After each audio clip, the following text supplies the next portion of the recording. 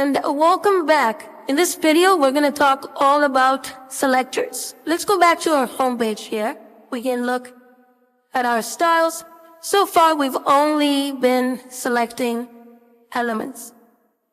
But most likely, we need something more than this. So let's go back to our example and look at what sort of selectors we can have. Let's say, for example, that we want the style that we have for the big home header to also apply to our p tag.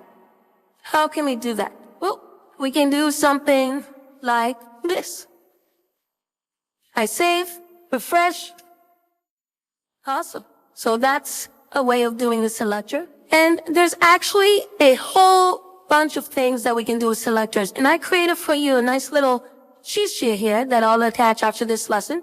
And it references two really good resources that I recommend. One is the CSS tricks that I've already mentioned. And you can see over here all the selectors that they have.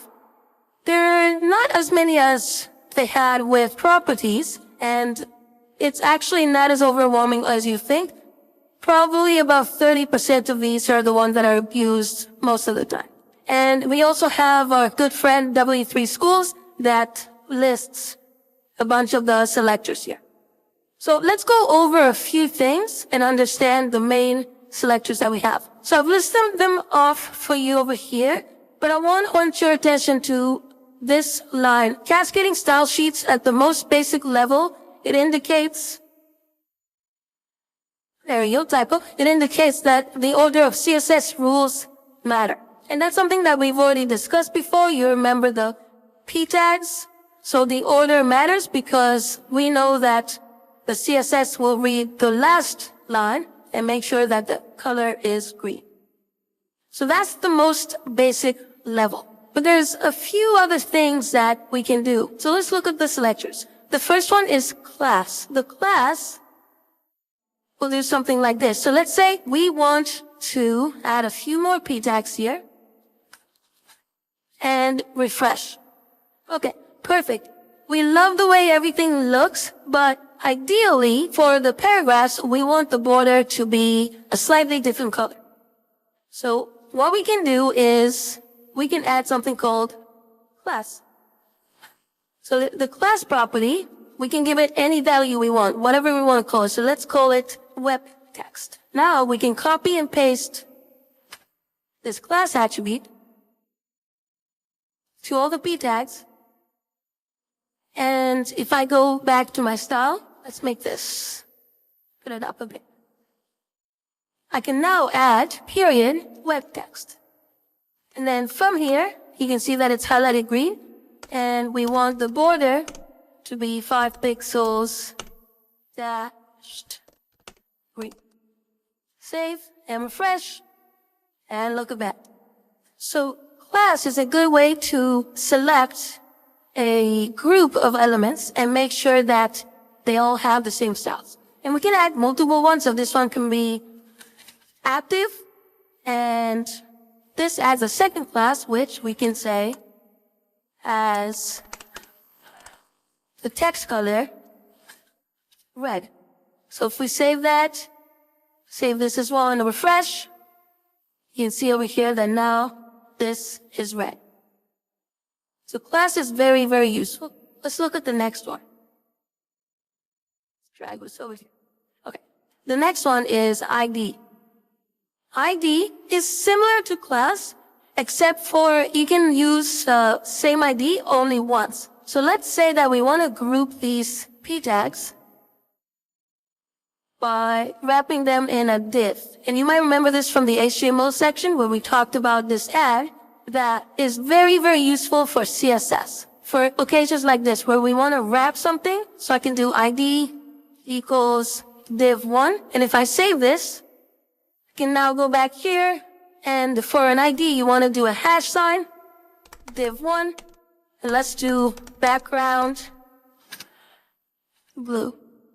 Save and refresh.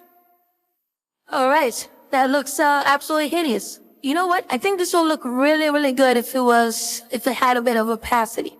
So again, we remember RGBA, and if we want it blue, if you remember, is red green, and blue, so 255, and then we'll add opacity of, let's say, 0.2. You save that, refresh. All right, that looks a lot better. But now, let's say we copy this, and we want to add a second section. Now, we would have to call this div2. Again, we want to make sure that the IDs are different. Otherwise, we break the rules. Now, if I save this, we'll have something new, but no styles in this one. We want to add a different style for div2. So again, the selector of div2 will have, let's say this one, instead of blue, has the background red with opacity of 0.2. Let's refresh and look at that. That looks, I'd say, a lot better than it used to. Okay, let's go back to a couple other ones. So this is a star. So the star, it's not used very often, but it symbolizes all elements. So if I do, and usually you'll see stars at the top, but if I do something like this, I can say that we wanted to align everything, say text align, and we want to do right. If I save that and refresh, now we see that this moved to the right, but these didn't. And the reason is because, again, something called specificity. We're saying that, yep, I want everything to be right. But then as we go down the CSS, you'll see that we are saying H2 and P, we want text line to be center. So these elements, instead of coming to the right, get to the center. So just to prove to you that that's correct, if I comment this out, I save and refresh, you see everything moves to the right. Okay. And let's refresh. Perfect. The next one is the element. And this is something that we've already seen. You can see over here, we're selecting the element, and then we're putting the property in values. The next one is the element, comma, element. And that is just like we've done here before. We want both H2 and P to have these properties. The next one, and this is a little bit tricky, is element, space, element. And this is a little bit different than the top one because element, space, element, what it does, I'll show you over here. I save this and I refresh, and what just happened here? You'll see that now the text align of center does not apply to these paragraphs anymore. And that's because this syntax of writing a selector means I want you to select all P's that are inside H2. So now even the H2 isn't styled anymore because this says we only want the P's that are inside H2, and you'll see that we have nothing inside H2 other than the text. So if I do something like this, home node, I like that, okay. Perfect, I save that and I refresh, you'll see that home node is added with these styles. Let's look at the next one. The next one is element greater than element. So this one is a little tricky. So if I go like this and I refresh, nothing's changed, but this says that I want you to select all P's, all paragraphs that have parent of H2. So to show you exactly what that means, let's add this on a new line so you can see better. If now within this P, if we do something like this where we route this in a div, like so, and I refresh this, the style didn't get applied because it only wants P's, so paragraphs that are parents of H2, and this P is his parent or her parent is the div, Mr. and Mrs. div. If we put this back to the way it was and refresh, you'll see that this time it works because it's saying all P's inside of H2, which is the case. Hopefully you're still with me. This is as hard as selectors get. So once you know these ones, honestly, you've covered 90% and nothing else will scare you. Okay, let's look at one more, element plus element. So this one, if I go element plus element and refresh, what just happened? this says select any P element that is exactly after an H2 element. So what does that mean? Well, we need to make it so that the P element is right after the H2. So if I go like this, save and refresh, you'll see that now we have our styles applied. Let's look at a few more, and like I said, these ones are probably the hardest. These last ones are kind of fun. Okay, so we have hover. So hover, what that means is if I go over here and I put hover at the end, this means that when I refresh, nothing happens, but when I hover my mouse, look at that. It changes the style to what we just wrote down over here. This one's a pretty cool one, especially for buttons.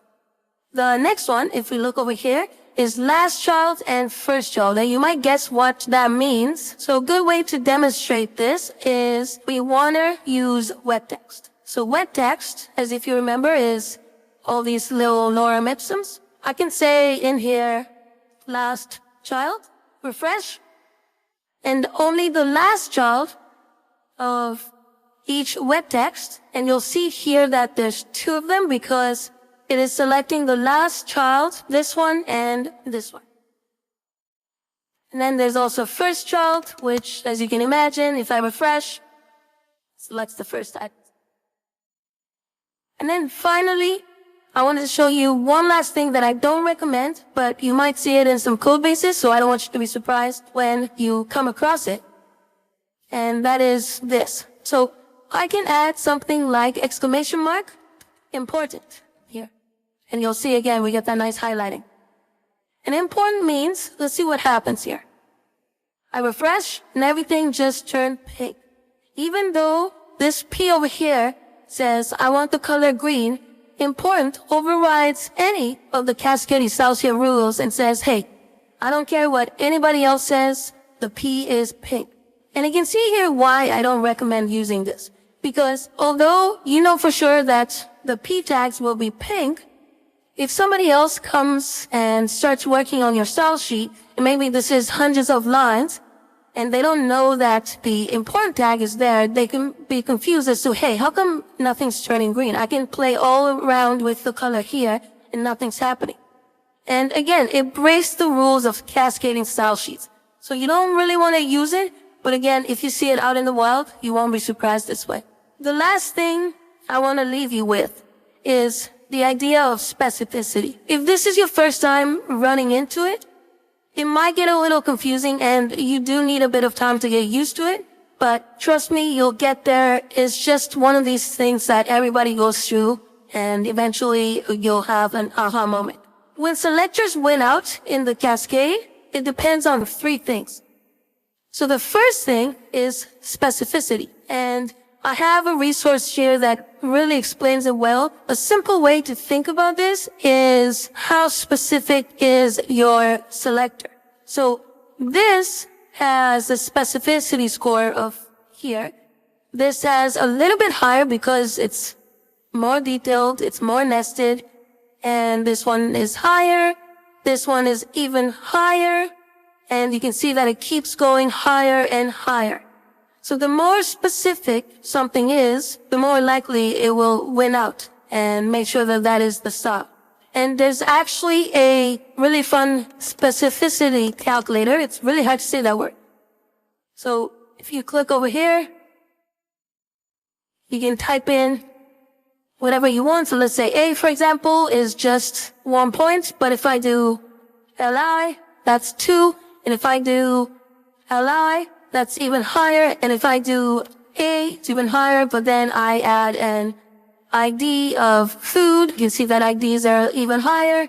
And then if I add another class, let's do blue, you'll see that the specificity increases. And you'll see over here that inline styles is actually the highest. So if you remember, that is putting a style directly into a section, that will always win out over others. So you can play around with this, and I will link to some of the resources that I have in the next section. But again, This is something that will be very specific once you get to a certain problem. You can figure it out, but I hope that makes sense. Let's go back over here to the last two things. So the other thing was the importance. Importance is, as I mentioned, this exclamation mark import. So that always depends on what kind of styles the cascade gets. And then finally, it is the source order. And that is, let's go back to our index file. If we had another style sheet here, let's say we're importing another style sheet. And if you remember, we have style 2 here that makes the H2 color blue. If I put this in, save, and let's go back to our website and refresh, this turns blue because our browser reads this style sheet and then reads this one. And because this one happens after this, the later style gets added. So if I switch this over here and I save, refresh, and let's make sure that the H2 has its own style. So let's do H2 color red, refresh. You'll see that this style wins out. Okay. I'm going to leave this out for you. In the next section, you can play around with CSS and some of the selectors, but this is the hardest it's going to get. And once you remember these rules, you're all set. I'll see you in the next one.